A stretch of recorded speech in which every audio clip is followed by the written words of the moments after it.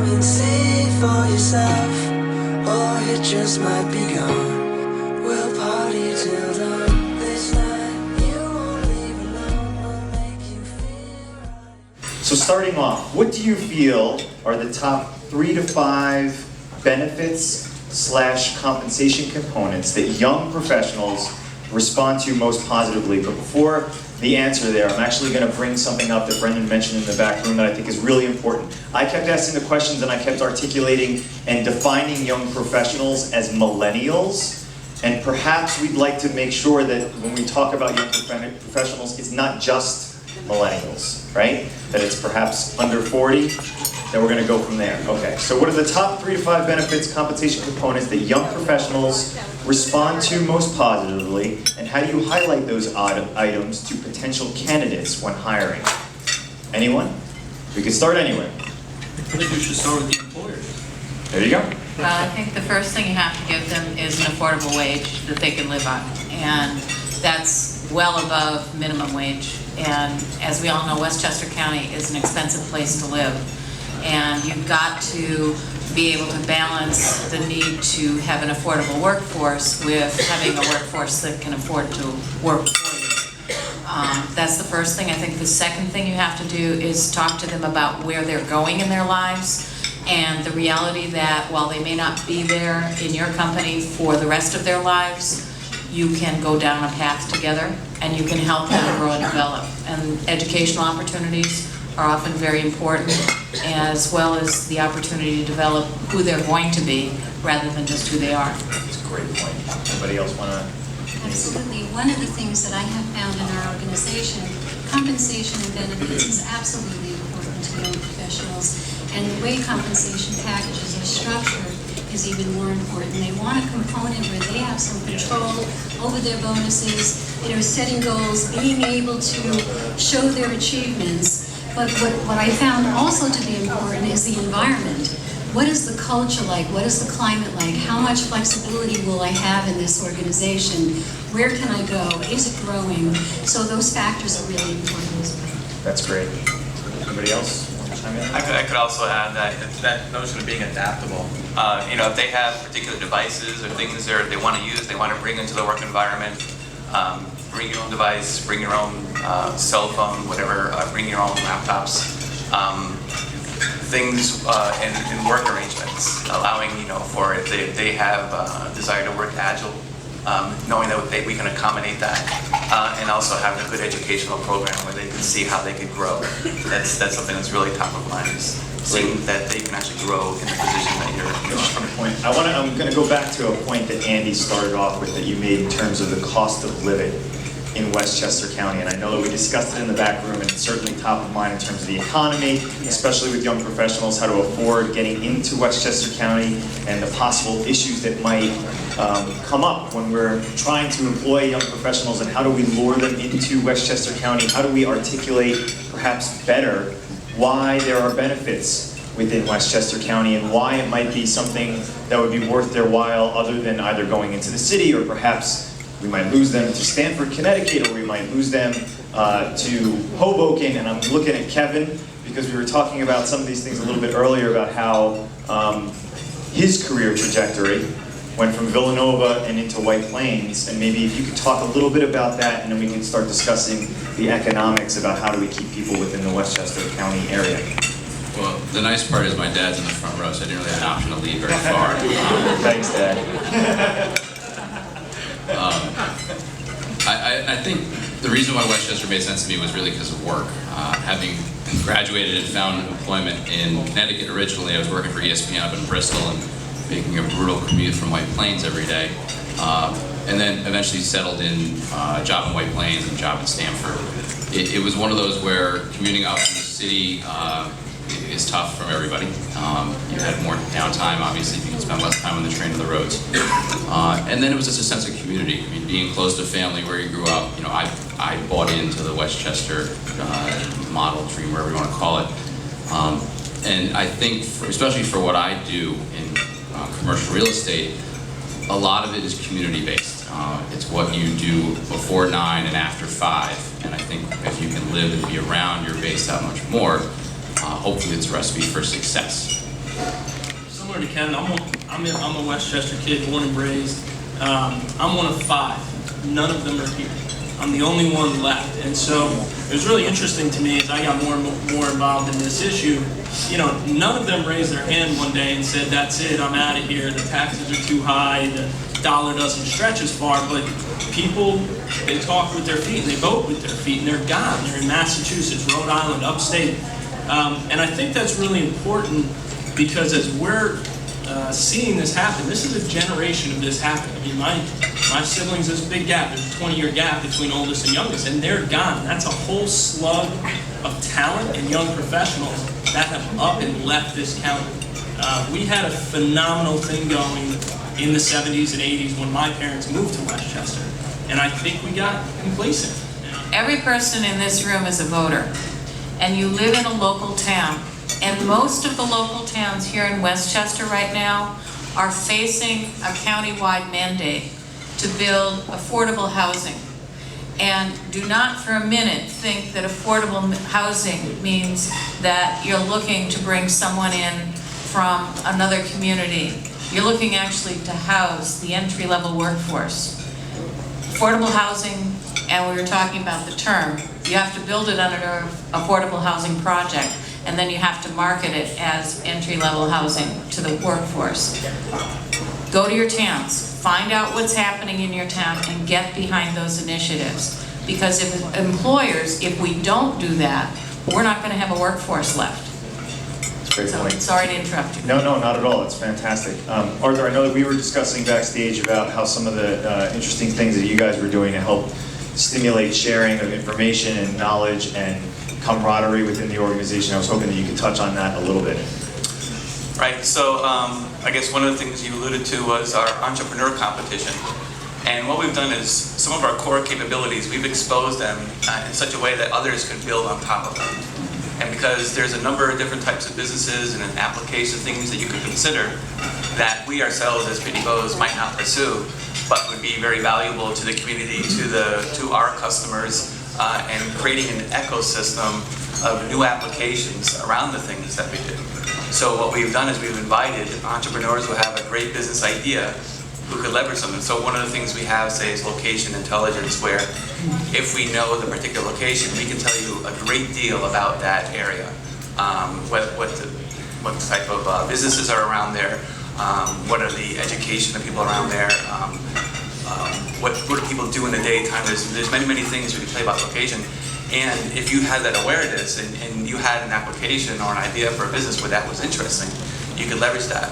And so what we asked is people to submit their business ideas, tell us what their business idea was, a little bit about themselves as principals, and how valuable or what's the value of our capabilities to them. And we evaluated that and then invited them to come in to present to our senior management their ideas, with the goal being of selecting those and actually housing them in our headquarters, because we have some additional space in our headquarters building. And why not invite entrepreneurs to come share with us and commingle with us and get some insight into those ideas and how a startup thinks and sort of infect our own culture. Do we see this across the board? Maybe just to piggyback on that, in terms of young professionals feeling like they want to have skin in the game, be heard, and work on something that matters? Are we all seeing this across the board as changing different initiatives internally with organizations? Yeah, and I'll just touch on our early career program. We identified last year about 50 people who were top talent that we wanted to give them that voice. And they had some interesting ideas. And so what we've done is we've given them the headroom within which to explore those ideas. We hooked them up with senior managers. We got them mentors. We got them a personal development program. We gave them coaching on how they could implement their new idea in the business. And it's an 18-month program, and it's really been met with a lot of positive feedback. And we've already seen that some of these hot new talent that we've been wanting to retain are staying, and they're pursuing their ideas, and they're making an impact. What maybe some other things that we might not think of off the top of our heads to help the young professionals there? You know, we worked with an organization called Project for Public Spaces. They're not related to us, but we contracted with them. They do phenomenal work. You know them from Bryant Park, Times Square, pedestrian center there, Rock Center. And what they talk about is, you know, you need to program the space so you have a lot of stuff going on. Because mainly what draws people to a space is more people, not just a good restaurant or not just a movie theater, but a lot of different things going on. It's more people are there, it attracts more people. So we talk a lot about that. A bunch of us, some of the people in the room here today were at a Playland meeting this morning, and what's going on there, and how I think they're doing a great job, at least initial review. I don't know enough about the project to, get up and stump for it, but at the same time, a phenomenal amount of stuff is going to be going on there, from eating to recreation to the rides we all grew up loving, and I think that's a good local example. Well, and what makes that project interesting is that it's shifted from being a county tax drain to support a 3-month operation to a public-private partnership that actually contributes rent roll and additional tax revenue to the county, is run by professionals who've done this elsewhere, and now expands it to a 12-month platform. So that place, the design is to make that place rock and roll 12 months of the year. We've talked about the challenges when it comes to development and redevelopment of some of these properties to make it more appealing as a place to live and to be and to go out. In order to tackle some of these challenges, do companies need to get more involved and be more outspoken with local officials? Pat, I think you're right on. Everybody needs to get involved because unfortunately, when we look through the list or recommend for friends where to live or where to rent, where to buy in the county, it's very expensive. I'm going to throw the tax question to the side for the time being, but you can't ignore it. What you typically find as being approved or sought after to approve and develop is luxury type or senior housing. We haven't had a lot of product that's come on the market recently that is structured to the professional housing, where I can recommend to my friends that want to spend $1,200 to $1,500 a month in rent. Typically, you're finding those people going into 3-bedroom apartments where they're sneaking a fourth in the house. Any of the stuff that's been built in downtown White Plains, you look at the Avalon or Bank Street Commons that are both somewhat near the train, and then even on the train with Bank Street, you're coming out of pocket $2,200 a month, and that's best case scenario. And it's a challenge because as a developer, I'm sure these guys, and I know a lot of these guys, they don't want to waste their time dealing with New York State, dealing with SECRET, and trying to get approval on a parcel to redevelop or develop when, if they can have the return of what luxury is, there's incentive for them. They can't make as much money on what would be professional housing, on affordable housing, to Andy's point earlier. So I think, in a way, you need to start thinking about density bonuses when these projects do go forward. You need to go to your local municipalities and say, instead of that 8% that is required to be built for affordable, why don't we jump that up to 20%? And why don't we make, instead of the median income, which in Westchester County is about $78,000 a year per household, keep in mind it's household, why don't we jump that up to 120% of median income? Because a lot of it now is somewhere between 80 and 100%. And it's tough because if I use this example at PepsiCo, Joe's the fireman, Mary's the teacher, both make $45,000 a year. Well, at $90,000, they're above median income, and they don't qualify for that housing. And that's tough. Those are the people that we know that are living up in Dutchess, living up in Putnam. And again, I can't emphasize enough, there is a window of opportunity for this.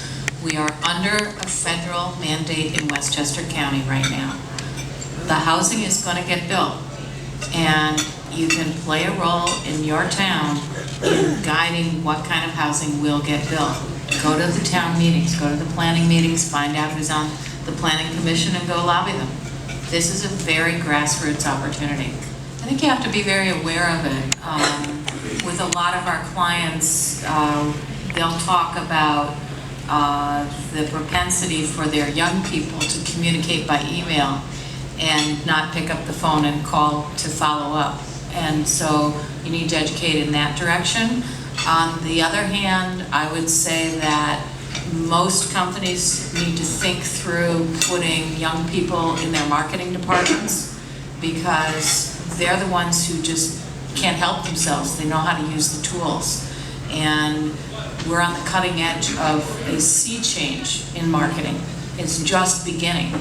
And you need people who get the tools and want to use them and then give them the authority to drive that forward, not just sit in the background.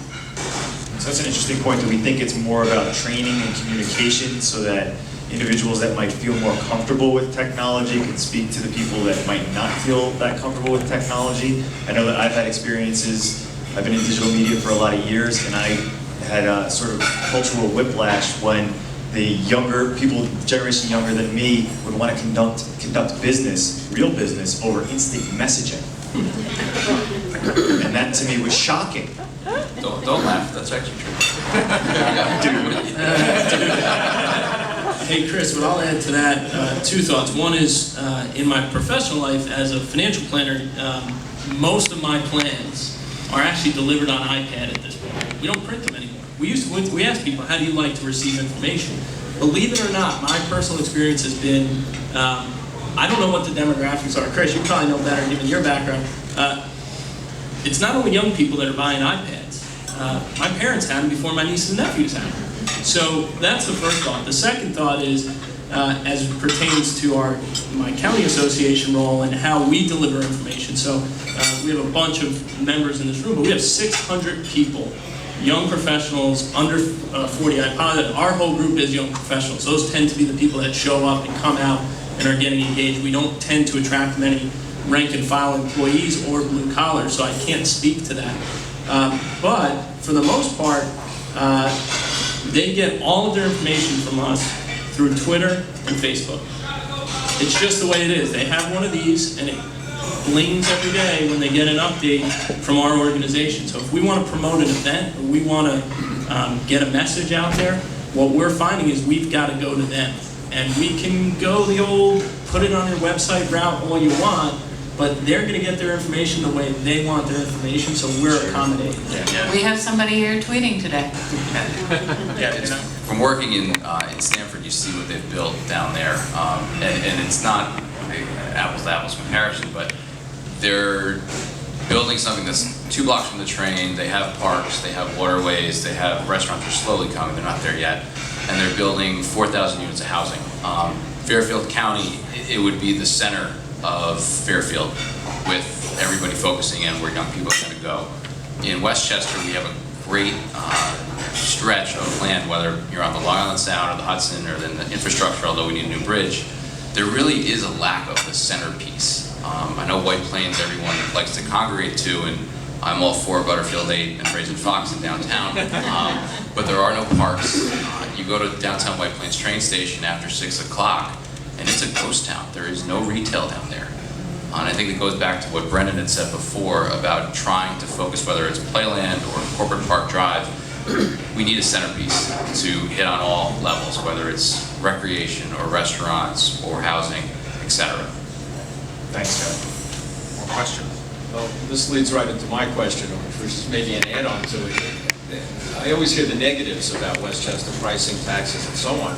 Is there any thought or movement towards publicizing the positives? Whether it's the, we got restaurants on the Hudson River that are gorgeous. We've got, it may not be your cup of tea, but there's Grand Prix and there's a Capitol Theater and there's a whole bunch of entertainment venues and all kinds of other things that should be attractive. And Stanford is 20 minutes away if that's your cup of tea. It's a regional type of thing. So are any of the organizations looking toward publicizing the positive parts of what's happening and trying to attract as opposed to do it through the infrastructure, which is obviously going to take a much longer time?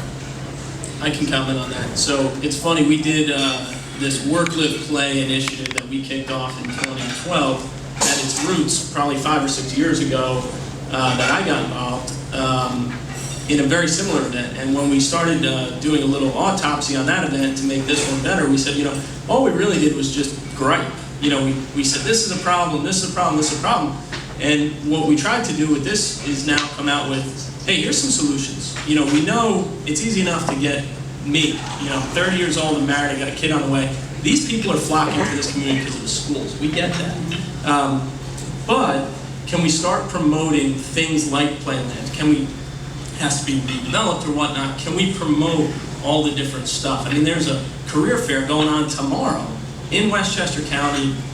Every one of the colleges, if I'm not mistaken, is involved in this. There's 3,000 people signed up for it. We are promoting Westchester County. That specifically is to the much younger demographic coming directly out of college, but I think you're right. I think we, in general, take for granted how phenomenal this community is and how close it is to New York City. And, you know, for someone in my business, I can't move. If I wanted to move, I can't move because the caliber of prospective client doesn't exist in Ithaca, New York, that exists in Westchester County. So I think that's a great point. I think a lot of us know it. We're here for that reason, but we need to reiterate it. And I just want to go back to something that Kevin had said a couple of minutes ago when you talk about the White Plains train station and the fact that there aren't retail businesses and there isn't an active lifestyle there outside of regular business hours.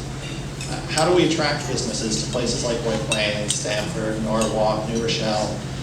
What do we need to give businesses, whether they're startups or established companies, to come to Westchester and Fairfield? I'll comment on this. One of the neighborhoods, or for lack of a better word, that we targeted in our project is West Morton. So for those of you that are familiar, it's just south of the White Plains train station, very industrial area. For any of you who have been to Williamsburg, Brooklyn in the last 5 years, it's a phenomenal area. Very industrial place, a little gritty, got a lot of artists, all those types of things. And we said, you know, here's kind of an eyesore, right? You got the old Schwackhammer yard there that's sitting big old empty pile, right? And it's really interesting. So we go through there and we have this company project for public spaces that shows us what it could be. And I have a conversation with somebody who's pretty well plugged in. Bren, that's great, but it's not zoned for that. And the problem is, to Mr. McCarthy's point, unless you have an honest relationship, partnership with government, I mean, look, public policy, call me a cynic, but public policy is shaped by the path of least resistance. Whoever yells the loudest, they go the other way, no problem, we'll do that. And so if we're not in the conversation, all we're going to have, the only projects that are ever going to come across the boards in the different towns are going to be over 55 communities, because that doesn't add any kids to the school district, and luxury. And the issue with that is, if for everyone here that hasn't participated in their town's planning meeting or anything like that, shame on you. And that's why we're here. But things like that, and honest, that's what we're trying to do anyway, is engage, give kudos. I think like the town of Harrison's doing a great job with this. Because why? Because they're getting killed. The economy and all these companies moving off. I mean, no place is the 5 million square feet of open office space worse than on Westchester Avenue, and they're getting killed. So guess what? Now they got to do something about it, because the pain threshold has just been crossed. So, as you all know, the business journals have had a long tradition of providing weekly business news and information to help people grow their businesses in Westchester and Fairfield County. So we have recently stepped it up a notch by creating a business journal membership package. And what we have done is created various tools, digital exposure to the business journals to help you build your companies, build your Salesforce teams, particularly through various tools that we offer through the package. For everyone that's attending here, you would have come in and filled out a little bit of paperwork for us and perhaps submitted a business card into our fishbowl. But we are going to offer everyone here a 12-week trial membership to the Business Journal package. So some of the components of the package include a sales lead generator. So the business journals actually provide 25 to 35 sales leads every week to the site. We are now offering the business journals digitally, so no more do you have to search for your physical paper if you've misplaced it. You can always find it on the website. We're providing members with digital access to expanded versions of several components of the paper, including expanded weekly lists and expanded records section that many people utilize to generate sales leads or for research. We are also giving members the ability to search our archives of articles. So I know that everyone here has a library stuffed full of years' worth of business journals, but now you don't need that anymore. If you have research to do on a particular person or a company, chances are very good that we've written about them. You can just enter them as a search term and find out more information about them that way. Or from a sales perspective, if you target a particular industry group or a particular title within a company, or even a particular particular town, you can enter that as a search term as well, and literally dozens, if not hundreds of articles will appear that you can then mine for leads. We also are providing digital access to the Book of Lists, which everyone here I'm sure is familiar with. It is the compilation of our weekly lists, and it turns into the biggest and best reference for business here in our counties. And we are also providing a complimentary listing in our Biz directory. So we are combining the advertising, the lead generation, as well as the networking opportunities now, and we really hope that you all will check it out. You can find more information at westfaironline.com or through the business journals themselves. We often are placing advertising on behalf of the package itself, describing it. And you can also talk to myself about it or to my lovely assistant, Alyssa Fry. And thanks very much, everyone. And let's have a round of applause for our management.